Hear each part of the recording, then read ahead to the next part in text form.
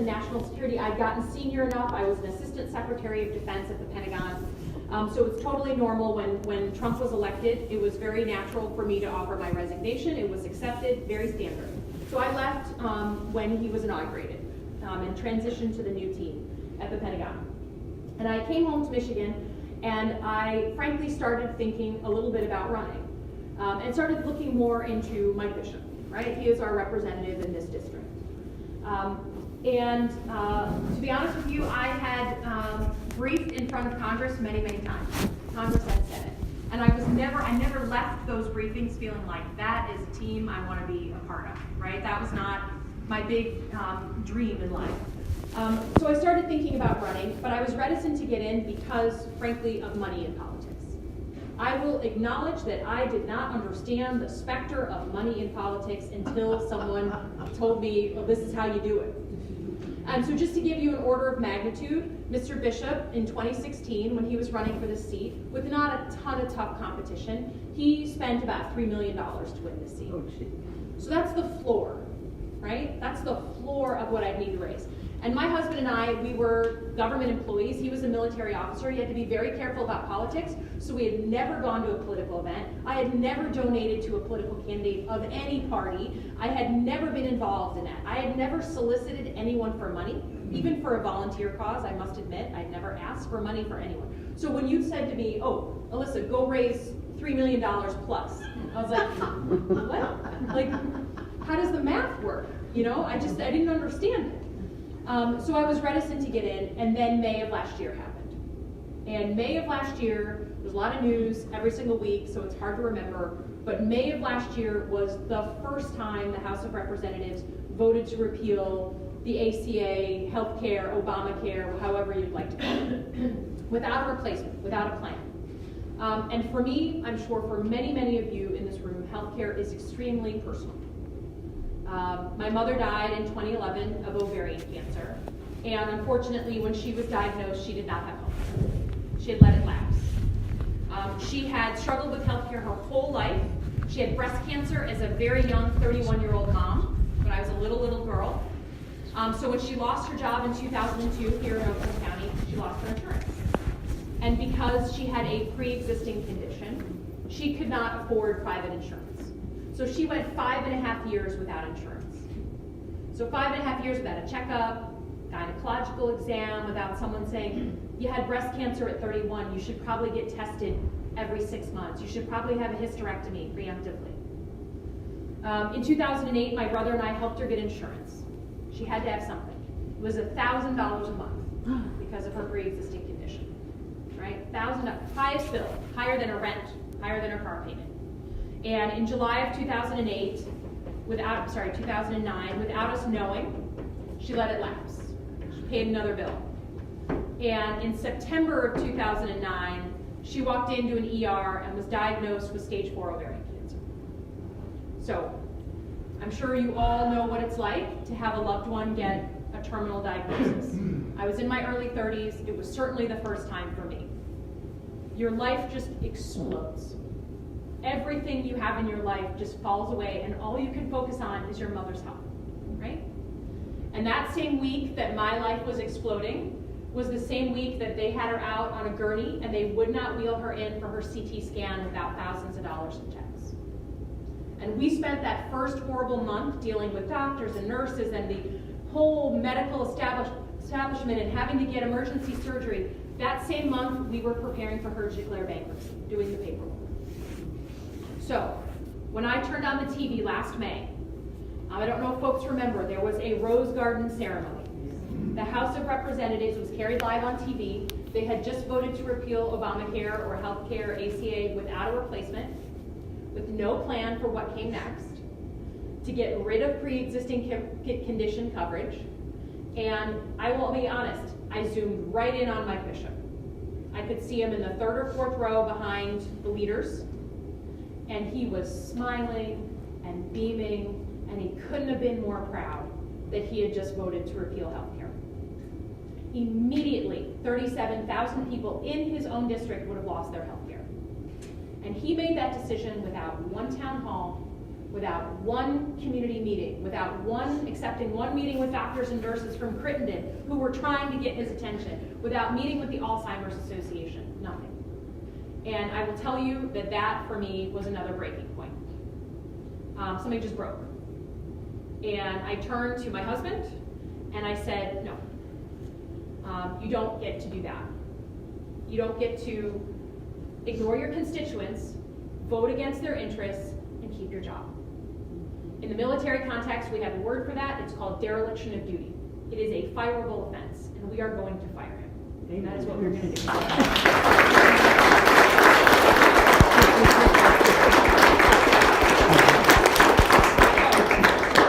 I'm a big believer, like, you can't do something seriously if you don't have a plan. So I want to tell you just a little bit about what I've been hearing from the district and a little bit about our plan to flip it and win it. Because if you don't have one in a tough district like this, then you can be all great and everything and think you're hot, but it won't do any good. So the issues that I hear most about across the district are healthcare and prescription drugs and the cost thereof. And let me just say, I do not believe we are settled as a nation on how we provide healthcare in this country. And I believe that all people deserve access to healthcare they can afford, right? We brought together a group of women last week here in Rochester. We had what's called a common ground breakfast. We brought together Democrat, Independent, and Republican women to talk about healthcare. And there were lots of different ideas about how to solve the problems of particularly the price of healthcare, but lots of different opinions. But we had a civil and honest conversation. And at the heart of it was the idea that people, especially people with pre-existing conditions, deserve to receive healthcare, to have access to healthcare. And that the costs of healthcare and prescription drugs are just out of control. So I'm happy to talk about some of our thoughts on how we deal with that problem. We hear quite a bit about roads and infrastructure, although right now I hear more about construction. In March and April and May, I heard about the ginormous holes that we all go through, about the damage to our cars. Now I hear about construction.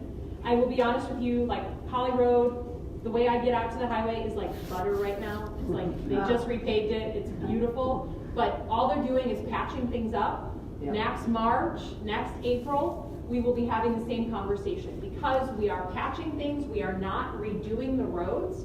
We need a once-in-a-generation investment in our infrastructure, and the federal government has to help with that. We have underinvested in our infrastructure for 2 generations.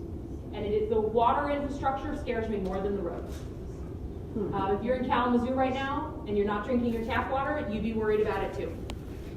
And then lastly, money in politics. Right? I saw a number of you nodding your heads when I was talking about the role of money in politics. I will tell you that the influence of these big corporate PACs is insidious. And it calls into question how people vote, right?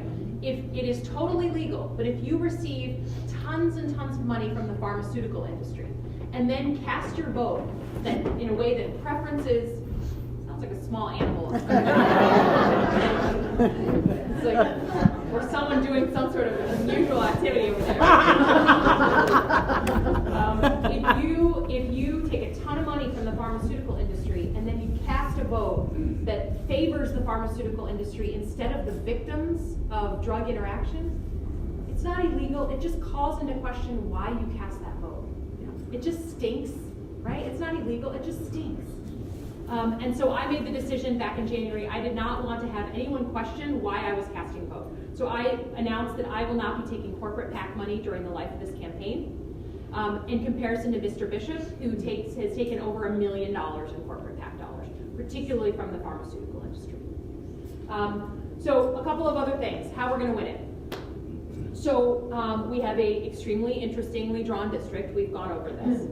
And we have different needs in different parts of the district. In Lansing, in East Lansing, that tends to be where you have more Democratic areas. We need people to come out and vote. And the good news from the primary is, wow, like we came out to vote.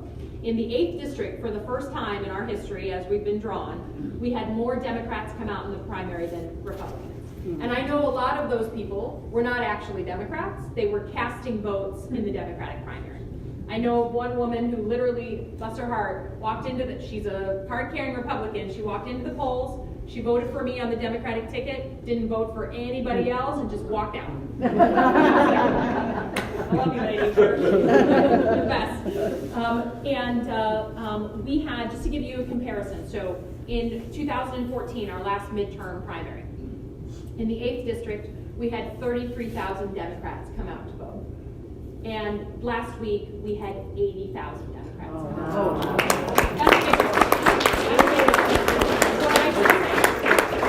80,000 people voted for the Democratic side of the ledger. Right. I don't know that they're all, I don't actually would hazard a guess that they're not all Democrats. So that to me, we almost had the same number of people in Michigan vote in this primary than in the presidential primary, where it was Bernie versus Hillary, very competitive, and then on the Republican side, quite a crowded field. So the energy is there. So what we need to do is get out the vote. We need people to vote, right? And we need to not take a blue wave or any of that stuff for granted. All that stuff is just hype in the media. We need people to actually come out and vote, particularly in Hingham County.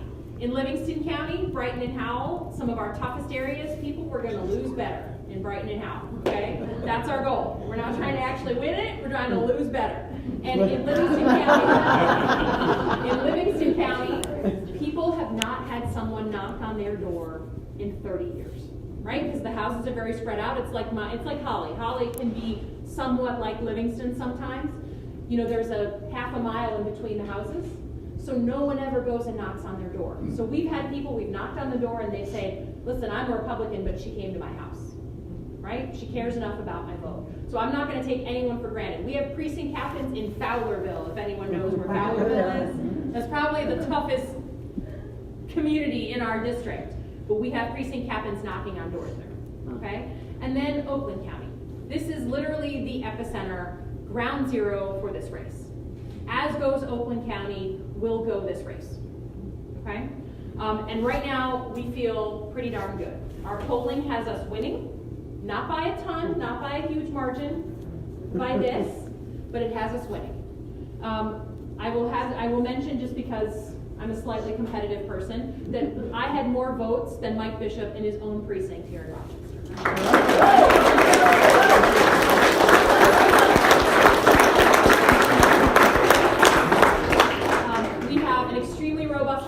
Our ladies back there are just kicking butt and recruiting people. If we ever aren't getting to you and aren't engaged with you, please call us on it and help us improve. We have lots of ways to get involved. Number one is just signing up for a shift to try working for a campaign. Most of our volunteers, we have 1,000 volunteers across the district. Half of them have never done anything political in their entire life. And that's great, because they're working with a candidate who, before a year and a half ago, had never done anything political in her entire life. So if you want to come in and write postcards, come in to write postcards, right? I saw Elissa, she can string a few sentences together, you should consider voting for her. If you're willing to phone bank, we do women-to-women phone banking, which is particularly effective. And then just try your hand at door knocking. I would tell you that I have had 99% of my door knocks have been civil, lovely, and I'll tell you what, I think there is something going on that people are craving human connection. Mm-hmm. They are craving human connection. So when someone comes to their door and says, hey, what issues matter to you? It's like pulling the string and just letting them go, right? They want to talk. And I think that's a good thing, because I think our field program will be the thing that wins or loses this race for us. Because when all that vitriol comes on the TV, right, and it's coming, you could not imagine how many millions of dollars have been bought by super PACs in Detroit TV for October. You're going to want to just shut the whole thing off. The only antidote to that is when human being talks to human being, neighbor talks to neighbor, people commune and talk about what they want for their country and how they deserve something better than what we have. We have gotten used to having derelict representatives. So I will leave it there. Thank you for your time. Thank you for your attention. Thank you for being engaged citizens. I believe right now in the climate that we have in the country, with all that tension and that polarization, anything we can do to work in our communities, to reach out to one another. It is service to our country. Because none of us were raised like that. None of us learned in church or in synagogue or in mosque to treat other people like that. We know it in our bones that it isn't right. So reaching out to other people, it is service to your country. It's the most patriotic thing you can do. So thank you, thank you, thank you, and I'm happy to take your questions.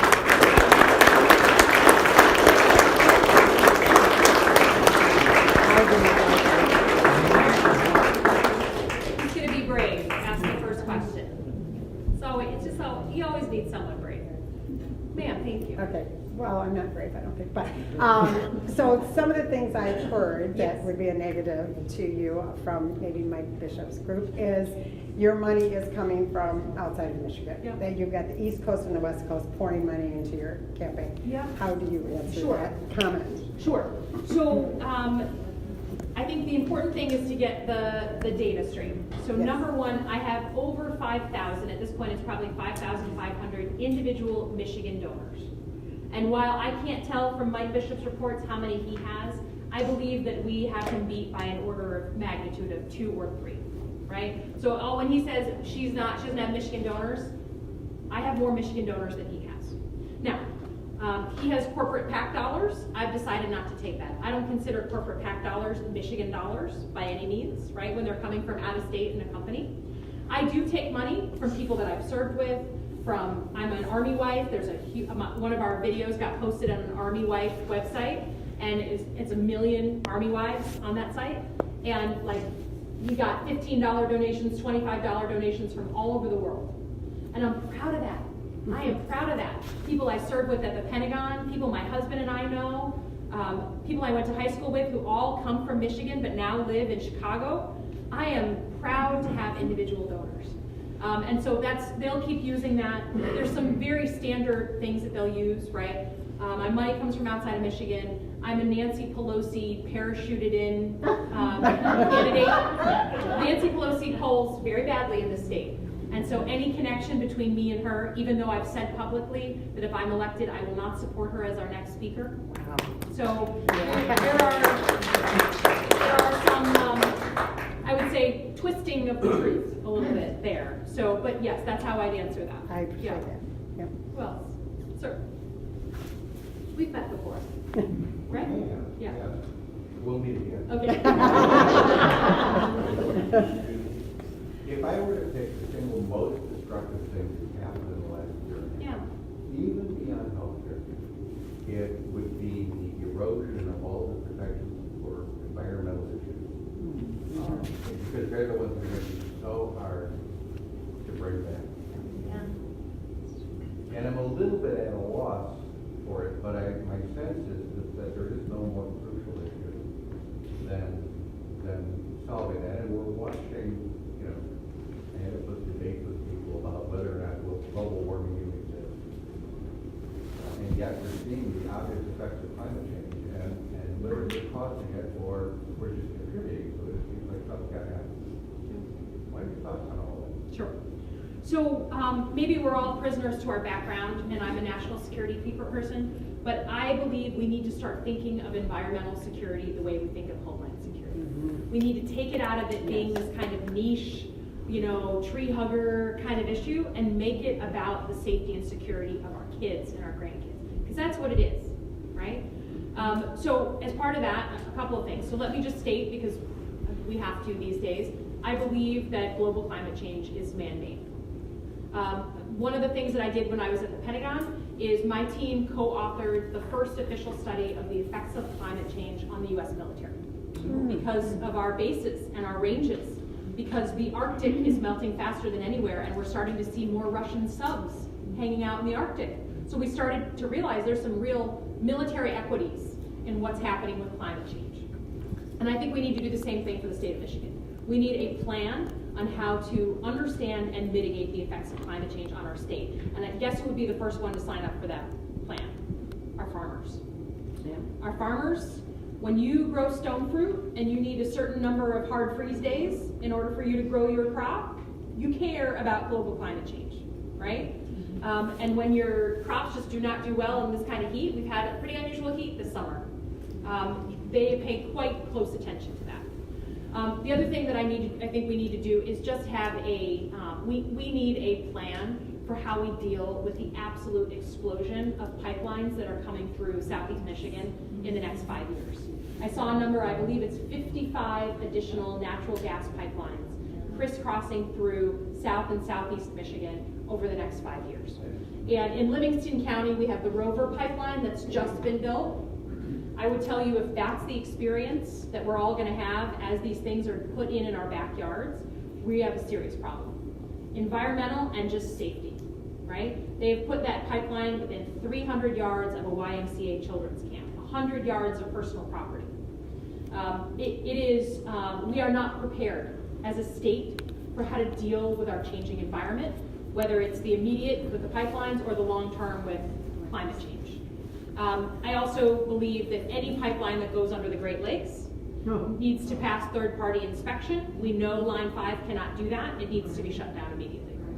And we do not need a pipeline in that particular geography where one accident, one mistake would ruin our tourism, our economy up there, our environment, and 400 miles of coastline on both sides of the straits. So all I can tell you is I bring a national security angle to the environmental issue. We've been endorsed by people like Sierra Club and League of Conservation Voters, which is wonderful, but you gotta have a plan. And right now, I couldn't agree with you more. You know, when people say we gotta get rid of regulations, I said, regulations, like, you mean protections on our clean water? Protections on our open spaces and our waters and streams, and it's a very bipartisan issue, right?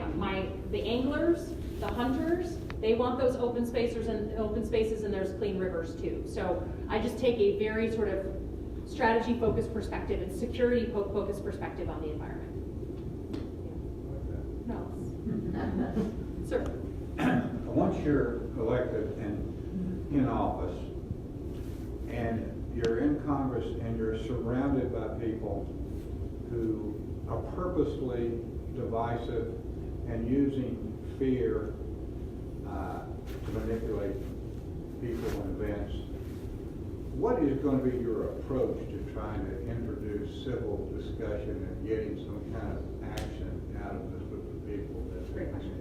It's a great question.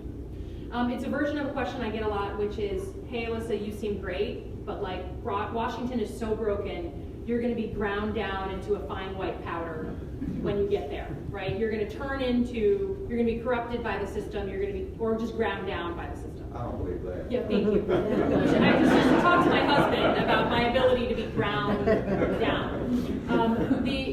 A couple of things. So if I get elected, that means I am joining a class that I believe to be, I don't think it's too strong to call them an insurgency class, a 2018 class of newly elected officials who have a mandate and a fire under them to make change, right? Because I can't come back to this district if I've won and be like, it's all good, like, it's fine out there, Washington's great. Like, people will chase me out with pitchforks, right? So the class that I would be entering into, first of all, I am part of a group of 25 former military and service candidates running across the country. We've all served in various branches in the intelligence community, in combat zones. Just right there, those are people who have, just by nature of their jobs, worked for both sides and just figured out how to get something done. And they know how to be public servants. The rest of the crew that hopefully will get elected will also have a similar mandate to get something done. And you cannot get something done without the other side, right? I am not one of those Democrats who believes we're just gonna sweep in and then it's gonna all be us, right? We're gonna get to make the rules. That's not how it works, and it's not how our founders designed the system to work. So for me, first of all, I would think that the place to start is the Michigan delegation, Democrat or Republican. Those are going to be and should be some of our closest allies on the issues that we care about, particularly things like the Great Lakes. So if it's Justin Amash, who's a Freedom Caucus guy out on the West Coast, I want to sit down with him and get to know him, right?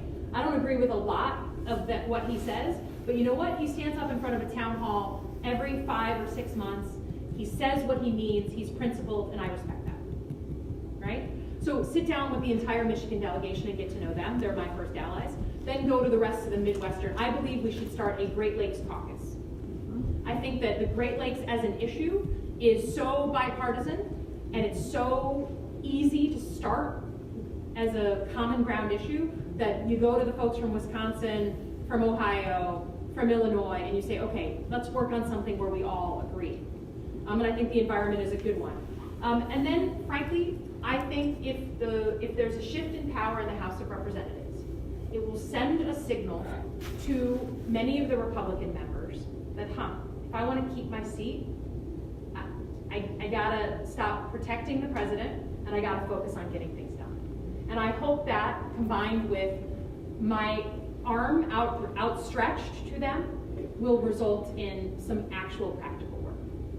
And I think there'll be just enough of those practical Republicans that with the Democrats flipping the House, we'd be able to get some things done. Yeah. Let me just get around to some other folks. Anyone else? Maybe we'll go back to environment. Ma'am. Your experience with education obviously not that great.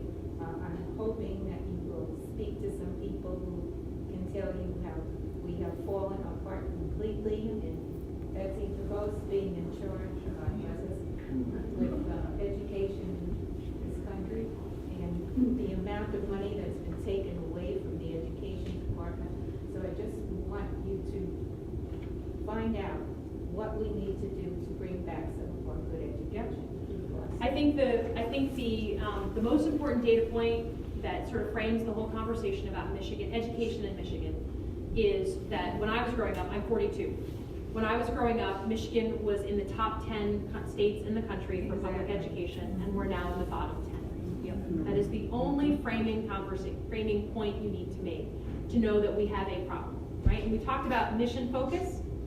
Well, that's our mission. If you're a state politician, education must be your mission. So I will be honest, much of the way Michigan does its education is dictated by the state, right? By who's our governor. I happen to think this gubernatorial race is extremely important because not just the philosophy of how we think about education, but how we fund it. How we fund education drives a significant amount of the problems that we have right now. Now, the other piece, the Betsy DeVos piece that you're talking about, she, I think, has made us the petri dish for her experiment with private for-profit charter schools in particular. And I think if you're in a failing school and you're a parent and you have no other option and there's a public charter school option, I think that is, listen, I wouldn't put it past any parent to make that decision for a child. But I am a person who believes in citizenship. And citizenship means the government has a role in our lives. I believe the government has a responsibility to educate our children. We have a responsibility to rehabilitate our prisoners. And we have a responsibility to fight our own wars. When private companies do those three things, I think the profit objective and the objective of those three things do not work in similar purposes. And so it's just what I believe. So we have been endorsed by the MEA and the AFT. I have gone and spoken particularly in front of the teachers in the Rochester area, in the Oakland and Livingston County areas. I will continue to learn. I think there's some things the federal government can do, particularly when it comes to transparency for these private for-profit charter schools, so we know what's happening and where the money is going, if they're going to take public funds. But it makes our gubernatorial the most, I think, important thing on the ticket right now for November. What else? Sir. Once you're elected in November, you will get. How long before we see you again? Yeah. It's a good question.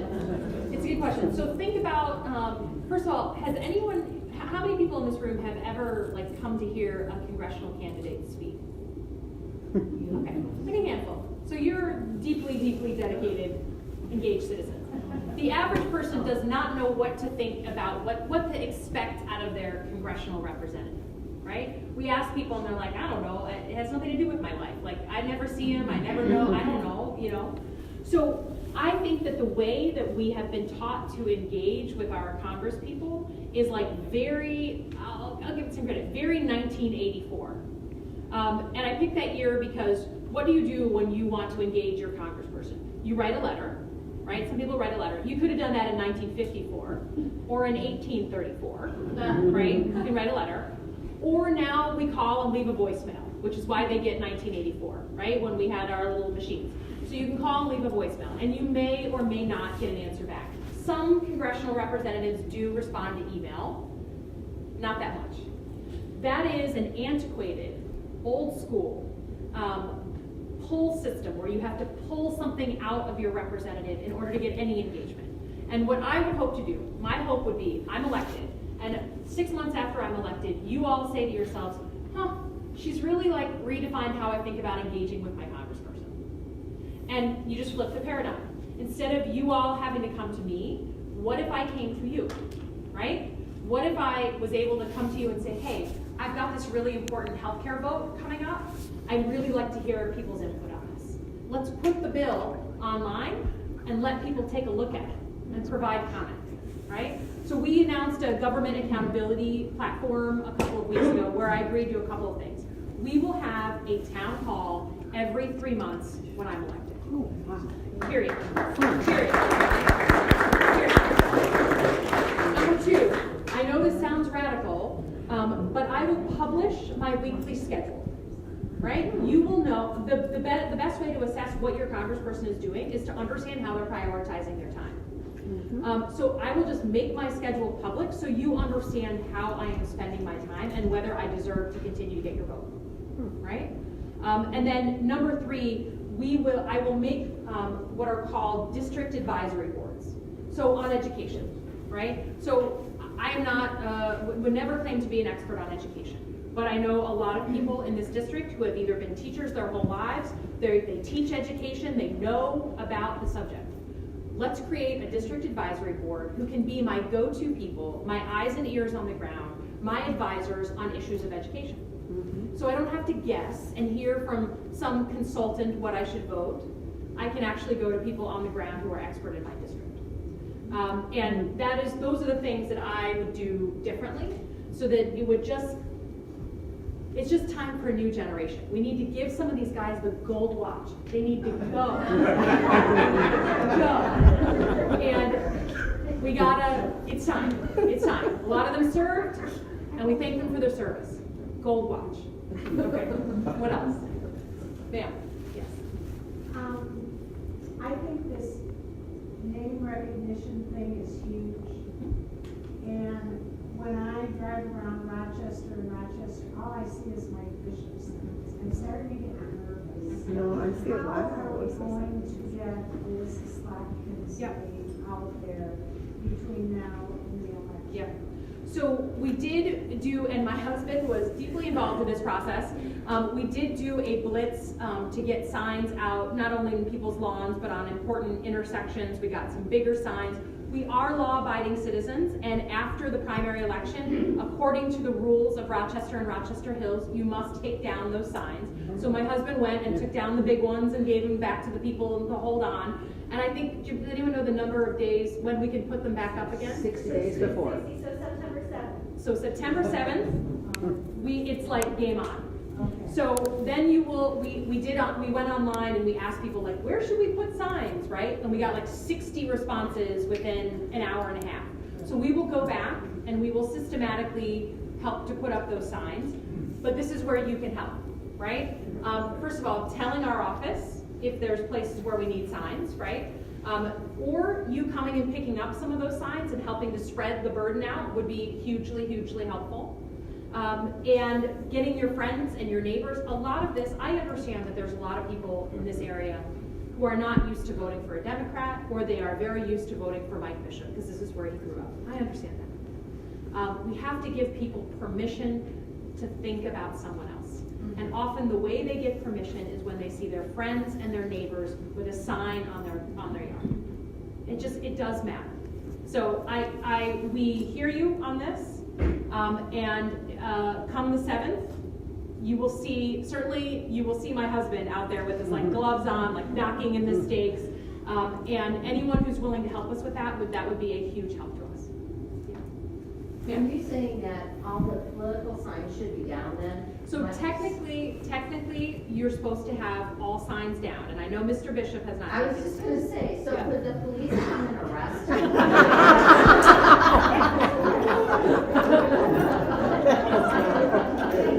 Never comes home.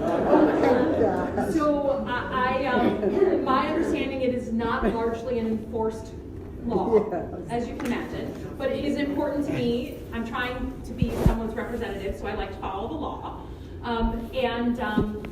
We have made clear to them that the law is that their signs come down.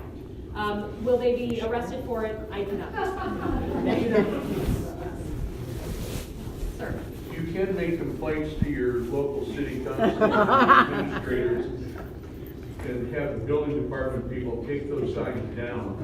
So you need to do that. You need to go to your local Rochester Hills and the city of Rochester to make complaints.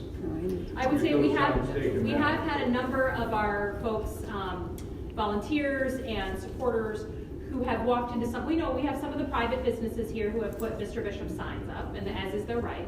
But it certainly sends a signal to other people about who is welcome and who's not. Right. And we've certainly had reports of volunteers and folks going in and saying, hey, I always get my tires rotated here, or I always come here for this, and I'm not gonna come here if you're gonna be political towards one side. That matters, right? That matters to people if they hear it enough times. So any signal we can send would be helpful. Just see if there's anyone else. I have Yeah. information about the sign. Oh, okay, Excuse go me, ahead, I'm sure. sorry. I talked to the Rochester Hills Building Department, the representative. There's some dedicated Who asked me sign-focused people. not to name him because he doesn't want to be called. But he said, currently, within Rochester Hills, they're only removing signs or citing them if they're on public property. I asked him about the ordinance. He said until he's directed otherwise. I said, well, what about the days and, they're supposed to be taken down and put back up? He said, I'm only removing signs from public property and until directed otherwise. So I think they're just ignoring signs Yeah, I think it's a difficult within one. Rochester Hills. Yeah, sorry. So healthcare, so you say that was what, Yeah. pivotal for you. So I have a person that cuts my hair who is diabetic and he goes without health insurance now because he used to buy kind of, I think they call them skinny down plan where preventive wasn't required, actually didn't cover pregnancy, but for him, Yeah. it was great because that fit his needs. Yeah. So the healthcare law changed and mandated all these things that he didn't need. Yes. So now the plan would be about $800 a month for him with a $6,000 deductible. So it's almost opposite of what you were kind of saying in your mom's. She had things that she couldn't afford. Right. So it's almost the opposite. So what are you gonna be Yeah. focused on? So the truth is that between the way that the ACA or Obamacare was written, and then the way that sabotage has been used to make it more and more problematic, it has become unaffordable and unreasonable for a large chunk of people. So your friend or your hair cutter is I don't know if that's a term or not, but it's escaping me. It's escaping me. Stylist. Thank you. Hair cutter. Sounds like a saw. So this poor man is paying $800 a month for the privilege of not getting his health care covered because his deductible is so high. He actually won't pay for it. Okay. So he's plenty uninsured. of people And have he's said, diabetic. plenty of people have said, I'd rather just risk it, hope that I don't get in a catastrophic accident, and not pay the $800 a month because it wasn't covering any of the care that I actually needed. So we are not, this is what I mean by we're not settled as a nation on how we provide that. That is not working. Obamacare is not working for a large chunk of people. But I'm not a believer in throwing the baby out with the bathwater. It needs to be fixed. And it's just like Social Security. In the 1930s, it took 8 years and 3 legislative fixes to get Social Security to what it is today, and most people don't find Social Security very controversial. That's where I think we need to be on healthcare. The one thing that I would do differently, or one of the many things I guess I should say I would do differently, but pretty fundamentally on healthcare, is I would create a buy-in to Medicare.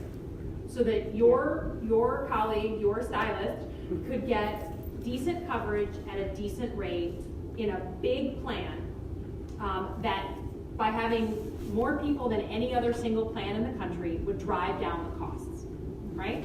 So I'm on military insurance, right? So I'm on a version of a single payer. So if your friend or your stylist could go and get basic coverage at a good price, it would become the most popular healthcare program in the country. And guess what? Small business owners would be like cheering, right? Because the cost of providing healthcare to people, while it's the right thing to do, it is often the thing that is keeping small business owners from actually growing their business. And that is just not fair to them either. So give them an option for any person at any age to buy into Medicare. And for those people who believe that we should have a Canadian-style health system, I think a buy into Medicare lets us see if it works. For those people who fear the government providing their health care, this gives them the opportunity to see that it can work. And the cost driver there, it will just drive down the cost of healthcare because everyone will be going to a plan that can buy in bulk. And then Congress has to allow Medicare to buy prescription drugs in bulk. Yes. Like right now, they could do that tomorrow. That is just a pure greed issue. Military insurance, we can buy drugs in bulk, right? They can negotiate at the VA for better prices. So if my dad and I both stub our toe, both get an infection, both need an amoxicillin prescription from the same CVS, I pay 2/3 of what he pays. That's pure greed. So those two things, a buy into Medicare and Medicare being able to buy prescription drugs in bulk, would go a long way to bringing down the cost of healthcare. But I agree, your stylist is living in that kind of donut hole where it doesn't make sense for them to sign up for Obamacare. And I understand why they don't. I understand it. Yeah. I understand you're gonna have some debates with Bishop. When that was him. That was him. When and where are those? So I have challenged him, the night that we won the primary, I publicly challenged him to 3 in-person hour-long debates. And I personally recommended that they have one in Oakland, one in Livingston, one in Ingham, so that we can spread it out. We have not heard officially back, so we're sending him a certified letter to make sure he got the challenge.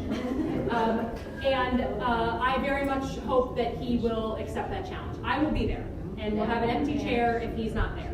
I think it is a basic responsibility of anyone who is trying to represent people as a public servant to show up in front of them and answer their questions. It's as basic as our own.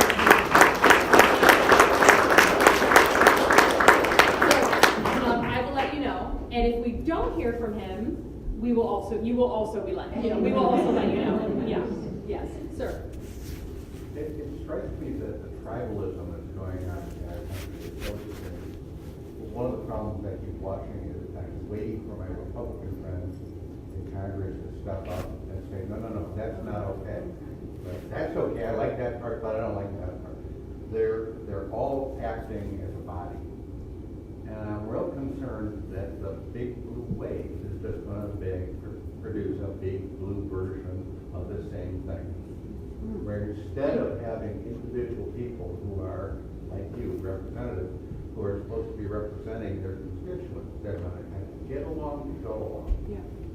What do you think? So I think one of the interesting things about the people who have decided to run this cycle, because I'll be honest, I wouldn't have run 8 years ago, right? I was not in my bucket list. I ran because I felt motivated specifically. And the same story has happened for many people that I've now met all over the country. These are people who have served their country, worked hard at things, ran businesses, managed people. These are people who have done things. And those people are not going to be led around by their nose by any leader of any party. And that, for me, I can only really speak for myself. I know exactly what my mission is. And my mission is most immediately to take someone who is not a good public servant and replace it with someone who is a public servant and provide a check and balance in Washington. Because our system was designed to be one of checks and balances. But no one, I I hope I am conveying that I'm an independently minded person. Again, I wish my husband was here because he could give a very clear testimonial. No one is going to tell me how to vote, what to do, who to support, where to give money. No one is going to do that because I'm accountable to you all. I'm sitting in front of you, and I can't look at myself in the mirror if I just become another shill for another party.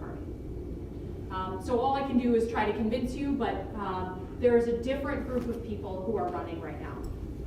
And we're not going to be, and I think one of the indicators of this is how many candidates, against the advice of the Democratic Party, have decided not to take corporate PAC money and have announced that they will not support Nancy Pelosi. That's not normal. Usually candidates take whatever advice they're given by the party. And now everybody's starting to change. For our Republican friends who in Congress who are sort of at best have their head in their sand when Donald Trump does some of the most sort of strategically problematic things. I mean, there's a lot of problematic. You got to separate strategic and tactical, right? I can't keep track of the tactical. I got to go strategic. All I will say is that is not what it means to be a leader. That's right.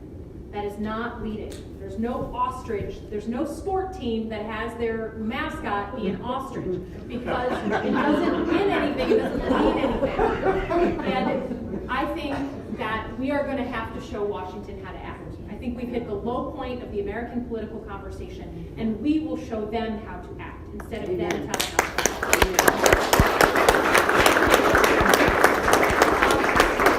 I will let people get on with their evenings. I'm happy to stay around. Thank you for your time. Thank you for being engaged.